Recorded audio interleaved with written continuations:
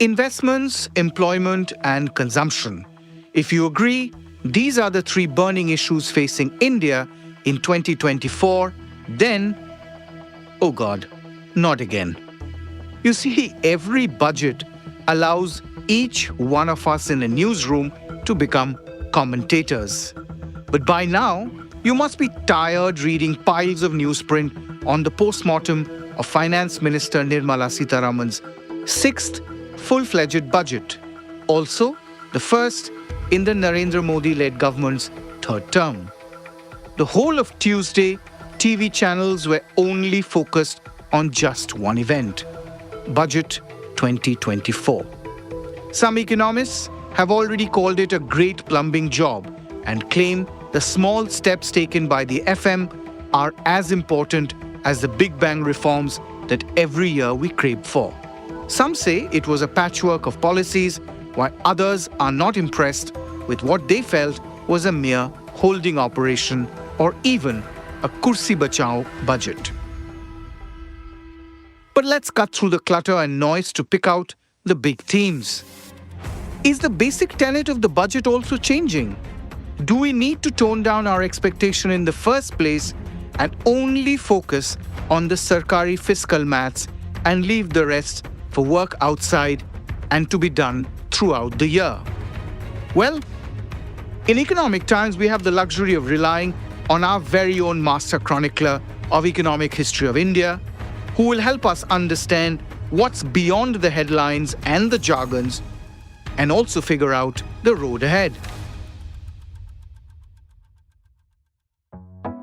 It's Thursday, 25th of July. From the Economic Times, I'm your host, Arijit Barman, and you're listening to Budget Baatein with none other than Swaminathan S. Aiyar, ET's consulting editor, columnist, economist, researcher, and a lot more. Swami, thank you so much and welcome to ET's podcast, The Morning Brief. It's always a pleasure. This would be your 30th, 40th, a milestone budget. How many years has it been? More than 50. More than 50? Sir, first was 67. But of course, I missed a few years when I was away in the USA. But yes, it's been a long time. Wow. So over this 50 years, what would you say has changed? The hype and the hoopla has gone up, and the budget as a policy document is not the centerpiece, or there's something more fundamental or structural things which has changed? No, it has changed beyond recognition. During the license permit Raj, but in those days, the solution to every problem was larger plan allocation, right? And there were no other answers. There was no such thing as market liberalization. And the budget in those days used to be entirely about changes in excise duty, which was with the center at the time. Everybody would regard the budget as the time when the government raises the price of everything. Everybody would go and buy petrol 3-4 days before. Let me get this additional tank full, and petrol station will say, I will not allow you to buy on that. I mean, I remember when Venkatraman became finance minister, I forget, early 80s. He once said, instead of having all these long, complicated 200 different items on which we try and raise this, that, I will just have across the board 10% increase on everything. That was it. So he said, I have simplified the budget. And again, there was this notion of what is a luxury product and what is not. For instance, because polyester, when it first came in the 1950s, was an expensive thing for the rich people, the government continued to treat it as a luxury item long after the world over it had become a cheap product and cotton was the thing. So the import duty on polyester would be increased budget after budget after budget after budget. I remember things had come to a stage where I used to buy all my clothes abroad. Saying polyester is cheaper than in India. Stainless steel. Somehow we had decided that stainless steel is a luxury product. I remember at the time of liberalization, I think the duty on stainless steel had become 200%. So they say, you went abroad. What did you bring back? I said, I brought back some knives and spoons.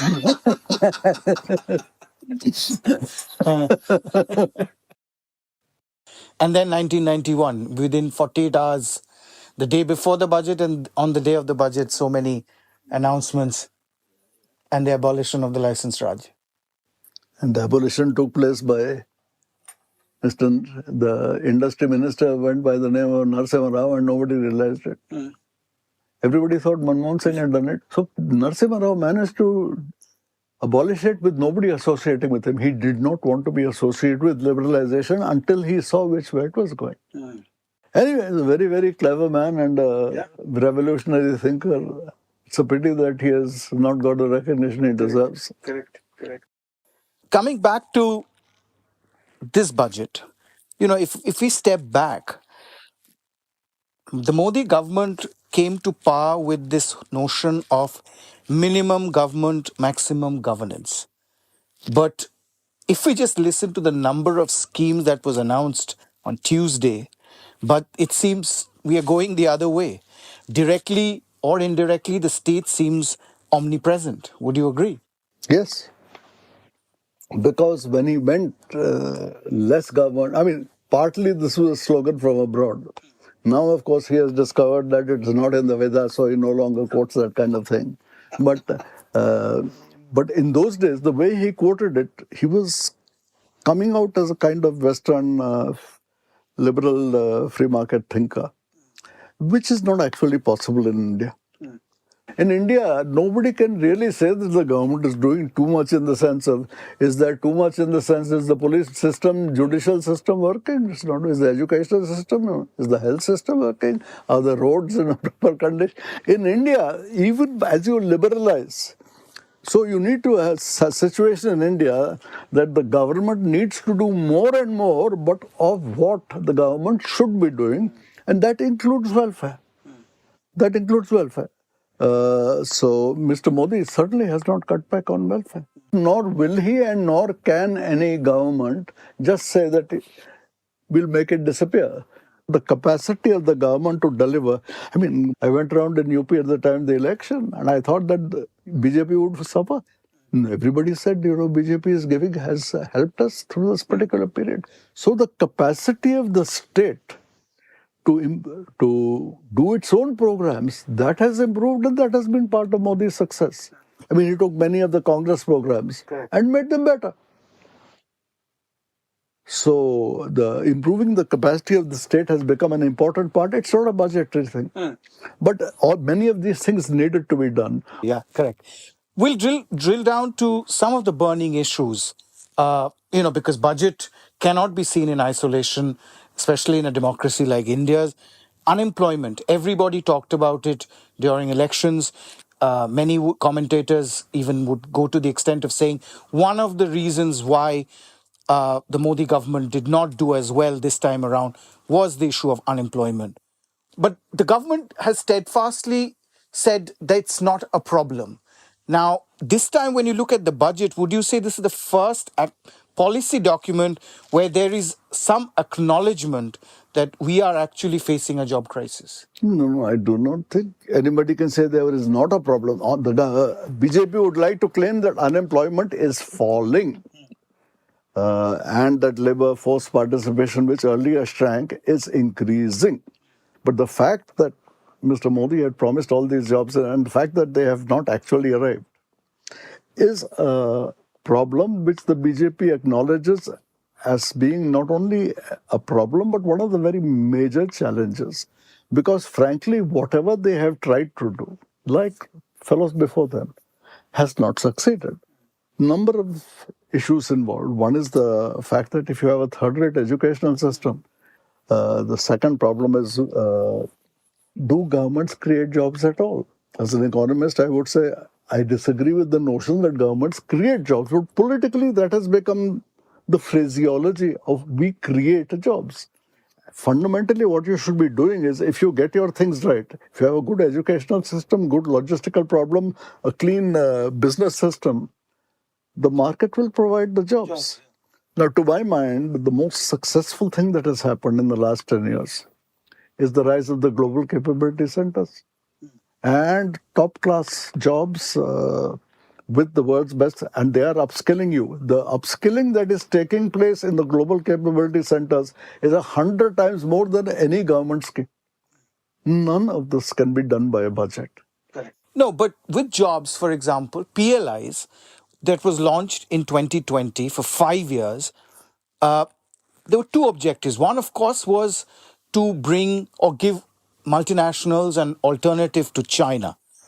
But this $26 billion program only managed to generate some 850,000 positions directly, as per our economic survey. Why did the PLI scheme fail to create jobs? If you look at the kind of conditions attached, they were not easy to fulfill. Right.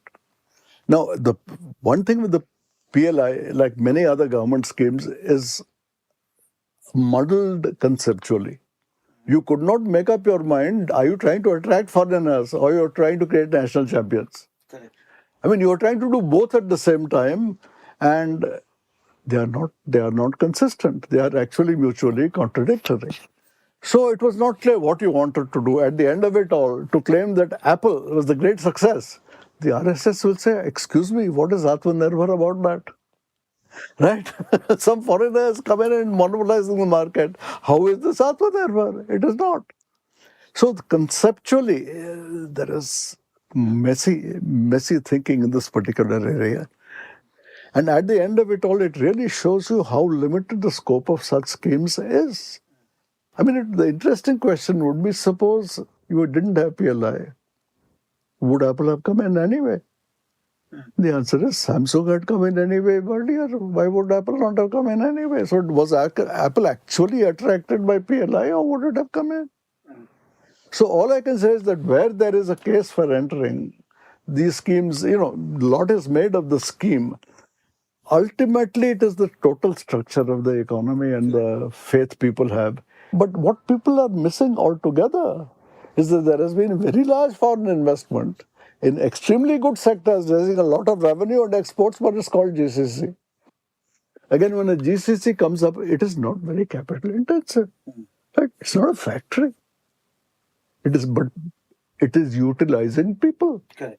And when you say a company like Accenture, which is the biggest consultancy company of the world, of its 700,000 global employees, 300,000 are in India. And the fact that it has nothing to do with PLI, it has nothing to do with manufacturing, I don't care. To me, these are not the important points. So you would agree with, digressing a bit from the budget, but from a policy point of view, what Raghuram Rajan has been saying insistently, that keep focusing on services. There's no point reinventing the wheel. We cannot compete with China in terms of manufacturing. Yeah, except, it is not quite. He will happily agree that our advantages in skills, so skilled manufacturing as well as services. While people put manufacturing as, this is not a correct interpretation of what either Raghu or various others are saying. But they're saying our comparative, go where our comparative, more correctly, don't show favors to any particular sector.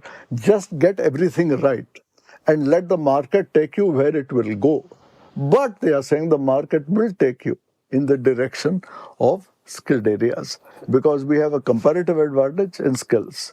We do not have a comparative advantage in cheap, unskilled labor. But the other structural change that has happened in our labor market is the rise of contract labor. Several large employers now in the private sector take labor on a contractual basis. Now, there are in the budget has announced certain schemes like 3,000 rupee handout in EPFO contribution every month for 2 years. Why will a Tata or a Birla or a Swiggy or a Zomato or any of these companies or an Uber take the risk of hiring permanent employees for this handout? You will hire people if you think you need them. Will you hire them in order to get a few days of EPF paid by the government? No. Which is why I said you have all these fancy figures. At the end of it all, this is not what creates employment. But you said that the FDI, there is FDI. It's happening in different sectors, may not be in manufacturing, but in GCC. You've been writing extensively about it as well. But why then is the gross and the net figure consistently coming down every year? Is it because these GCCs are not capital intensive and there is a shift from manufacturing? No, it's a complicated thing. The GCCs are not new greenfield things. Most of those companies have already been in India. Right? So GCC center is not necessarily I don't even know how you would distinguish it from the normal investment. Secondly, as you say, they are office buildings. You don't even have to buy them, you just hire them. So, where is the capital? So, of course, there is some capital in the R&D equipment and so on, but that is peanuts. The point is these are highly skilled areas, extremely valuable for us, extremely positive for us. It's not capital intensive. So measuring it by how much FDI is coming in is the wrong way of measuring what is happening. To me, the focus on foreign direct investment is highly excessive. If you have a total gross fixed capital investment of 32%, FDI will never be more than 2% of that. The other 30% is going to be our own. What is not happening, I regret to say, is that there are companies that want to come in and we are not allowing them to come in because they happen to be Chinese. So Great Wall wanted to put a $1 billion investment, we said no. BYD wanted to put a battery, we said no. Luxshare wanted to put a big thing in China, they said no. So, some very big investments, if you say no to, what is going to be the overall reaction of the world? But that's happening everywhere. Look at US. After Pelosi's visit to Beijing, it was clearly a signal that don't, I mean, do not grow Chinese economy at the cost of US economy. We'll bring tariff as a tool to block your produce. If you talk to anyone in India, they would say the biggest challenge for manufacturing today is we lack a cohesive strategy vis-a-vis China. We are not being able to combat state-subsidized Chinese goods. What do we do? Do we have two sets of duties? Is there any truth in that? Which is the country that does not subsidize? I saw somebody work out that, do you know, I think TK Arun writing that was quoting some study showing that subsidies of various kinds to this in China are 1.5% of GDP. My reaction was, is that all? In India, you look at something as small as rice. Are you subsidizing electricity? Are you subsidizing seeds? Are you subsidizing urea? You're subsidizing it all. Are you subsidizing the entire transport, the storage through FCI? It is all subsidized, sir. And all of this has helped make you the biggest rice exporter in the world. Why are you blaming China? What is China? At the end of it all, I remember one Chinese thing I said, he said, sir, we are already the biggest exporter in the world. You think we are so stupid that to earn a few more dollars, we will spend all our subsidies on that? If the Chinese production structure was fundamentally uneconomic and was working only because of subsidies, believe me, it would have collapsed. The world over, any country that has just tried to subsidize exports, if you think that is a way to success, I'm sorry, you do not understand basic economics. So the charge being thrown is silly. Nancy Pelosi says, you are trying to grow at my expense. No, China is growing. And if it is more competitive, why is it the USA? Maybe somebody that US can't expect it, maybe Germany can't compete, maybe India can't compete, but it is not aimed at the USA as Nancy Pelosi would like to make out because she's a politician. So, this is not economics. Whatever China is trying to do, it is trying to grow and become big. The Chinese are genuinely very, very good. So, how best should we leverage then? Should we, instead of blocking them or going back to the Bombay Club, we are just reversing the clock? There is an issue if there is a security related area. But on that, as when Janet Yellen went over, she said, okay, we will have a policy of a high fence but a small yard. We will decide what is security related and we will put up a high fence. But that security related area will be a relatively small. We should do the same in India. We should also say what in India, nothing is defined as strategic. Everything is strategic. If it's Chinese, it's strategic. So, and we need to define what is strategic, but it's very inconvenient politically to do that. It is better to leave it utterly vague in this fashion. And then you will raid Xiaomi and you will raid this guy. And we have more or less forced MG Motors. To big Indianize. We'll probably do that to BYD as well and to Great Wall and the others. But these are not, whatever you think you are doing, you are not improving Indian industry or its competitiveness by doing this. But the counter argument to that, Swami, is that China did the same. They blocked American companies from entering in technology. I'm sorry, every single American and Western multinational entered China on the auto sector, since that is the sector we are talking about. But in technology especially, Google, Facebook, or, most of them. There are some of these, but this is not, we are now getting away from manufacturing and exports to things where you could have done it if you were a closed economy and you did not want to allow any freedom of information, right? So they had their own thing. But the important thing about China is not that it has Baidu or that it has... that is not the important thing about that. The important thing is that they have BYD and they have CITL and they have... the list of... I looked up the list of electric auto manufacturers. There are more than 100 companies. Jesus. So we're not talking about, a little crony capitalism here or there. We're talking about a system where every province is subsidizing its own guys and they compete like hell against each other to the point where they're absolutely worthless. True. The other issue, Swami, is agriculture. In fact, FM yesterday, or FM on Tuesday, said that it's, first of the 9 priority sectors.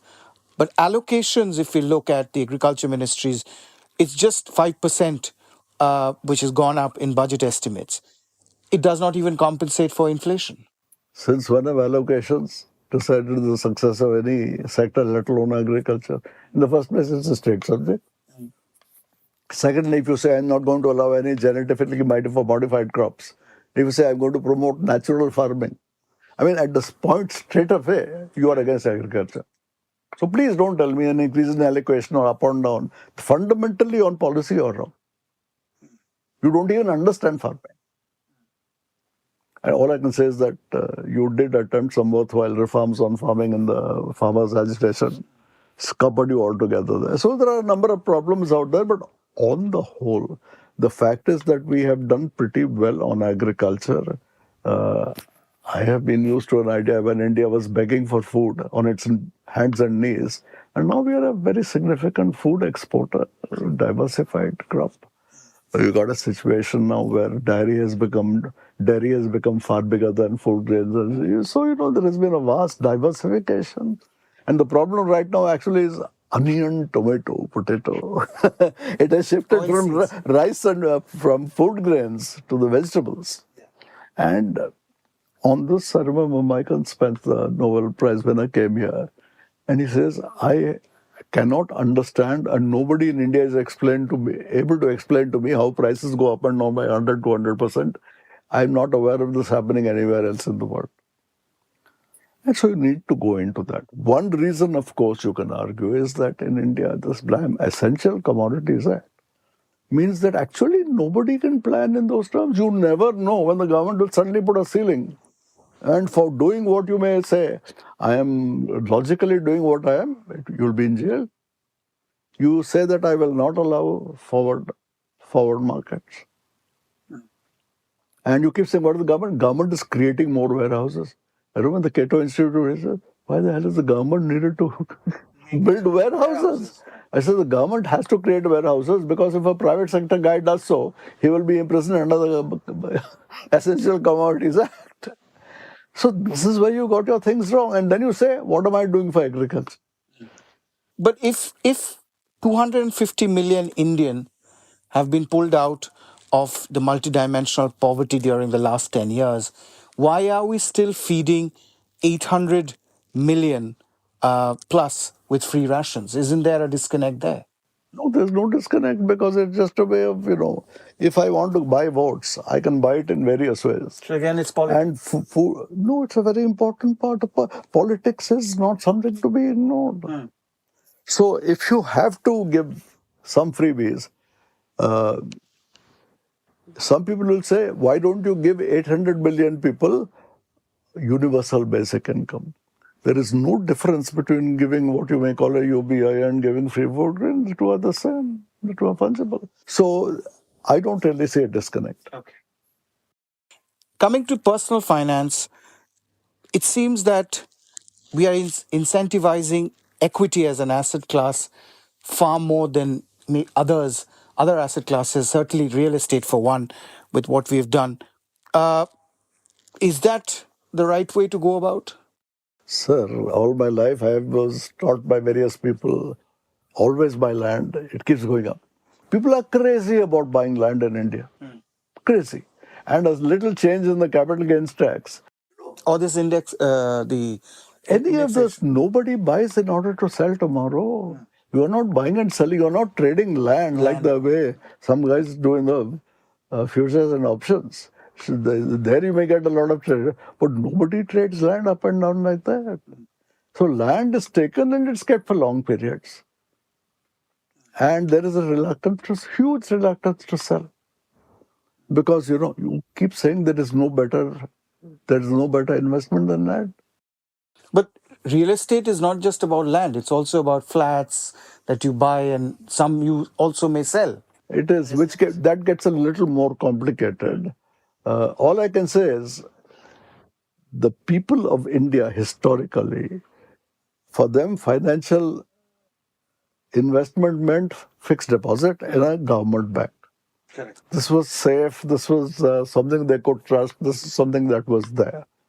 The notion of putting money into equities, only I would say in the last 10 years and the systemic investment plans that have come up, finally the middle class has fallen in love with the stock market at last. So it is just there and still it is early stages. You praise the finance minister for, upholding fiscal discipline. Many would say to a large extent it was possible because of RBI and the PSU dividends. But if we suck out resources from government state-owned companies, aren't we misusing capital which should have otherwise gone into investments and, have a much larger multiplier effect? RBI dividend, that whole thing is, it's money going around in circles and people pretending that they're real things. The RBI buys a government bond. The government says, I'm having to pay this high rate of interest. And all the interest that you pay to the RBI comes back to you in the form of dividend. I mean, you might as well say it's interest-free money that the RBI is giving you all the time, because whatever the interest outgo is comes back to you as a dividend. So it's not the case that this is real money that could have been diverted to some other place, right? It's not some spare change that was lying around and that you could have put out. As far as capex is concerned, you're doing very well. No complaints on that. The notion that money is being diverted, it's not being diverted. But every time, the underlying narrative seems to be that the government has done its bit. It will continue to do its bit in terms of investments, but private sector now, the onus is on you. We still don't see that quote-unquote animal spirits. What's holding them back? Somebody will say, if you're already doing 8% growth, how can you say it's not enough? I mean, the market is telling you that it's enough. The outcomes are telling you it's enough. Why do you keep insisting there is not enough investment? There is enough investment. Suppose through increased productivity, I'm constantly able to produce more and more and more out of my existing factory. That is also investment. So you will not put the blame on the so-called creation of national champions or the worry that many have that we are seeing massive concentration of wealth, power, and influence amongst a few groups, which is a disincentive for the others to actually put money to work. Sir, if you're already the fastest growing company, who says investment is inadequate? I mean, this ridiculous notion that you can take the word investment out of context totally and say that according to some theory, there were some periods when there was a large boom in private investment. Right now, is there enough? I mean, if in fact look at the long-term period, is there any shortage of investment to produce a 6.5-7% rate of growth? If there is not, why do you keep saying it's not enough? Why do you then spin fancy theories about inequality, crony? All of this is being spun around the notion that there is inadequate investment. Who says it's inadequate? It is adequate for a 7% growth rate, the fastest growth rate among major economies, and you say it's somehow, there is no investment going. But then, to conclude, what were the areas where you felt disappointed or you felt not enough was addressed? Sir, you just have to look at what they call next generation. There was a long list, so long and so utterly lacking in any content that you went to sleep by the time you got to the end of the list. Right? Huge long list. Not one single new area, which I would actually call a next gen reform. Not one. So words. And the truth is that if you forget next gen, look at the previous gen which you have missed. Have you been able to solve land acquisition? Correct. You have not. On the question of labor, lots of people worry about sacking labor.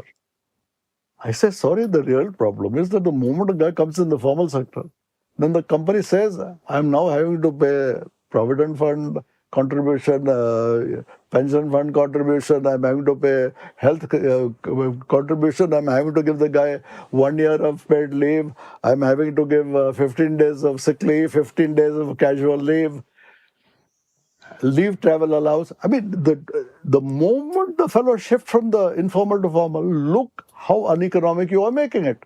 This to me is the labor reform which nobody talks about because they dare not do it. The reason why your cheap labor will never take off is that you made sure that your labor cannot be cheap in the formal sector. You ensure it's expensive. And nobody dares talk about it or change that. But you talk about the new next generation reforms. Other than Dr. Manmohan Singh and probably to some extent Mr. Chidambaram, very few finance ministers actually do those reforms in the budget. They don't belong in the budget. You can refer to them, but they don't belong in the budget. It's just that Mr. Manmohan Singh, because he was under IMF program, he brought in that thing, and that brought a new tradition. As I said, in my youth, it was all about plan allocations. And the change in excise duties. There would be 250 different changes in excise duties. Knives are going to become more expensive, forks will become cheaper, and something else in between, the steel tumbler will go here. So that used to be the focus of budgets. Different era. Certainly far away from or far evolved from the stainless steel having that kind of duties or polyester. Thank you, Swami, for taking the time out. It's always a pleasure. And the perspectives that you give, always interesting and different. Thank you so very much. Many thanks. You were listening to this episode of The Morning Brief, The Budget Baatein, with Swaminathan Aiyar. It was produced by Vinay Joshi and sound designed by Rajesh Nayak. Do like, share, and subscribe to The Morning Brief. All new episodes of the podcast drops every Tuesday, Thursdays, and Fridays. It streams on Amazon Prime Music, JioSaavn, Spotify, Apple, and Google Podcasts. And of course, ET's own audio platform, ET Play. Have a great week ahead. Goodbye and good luck.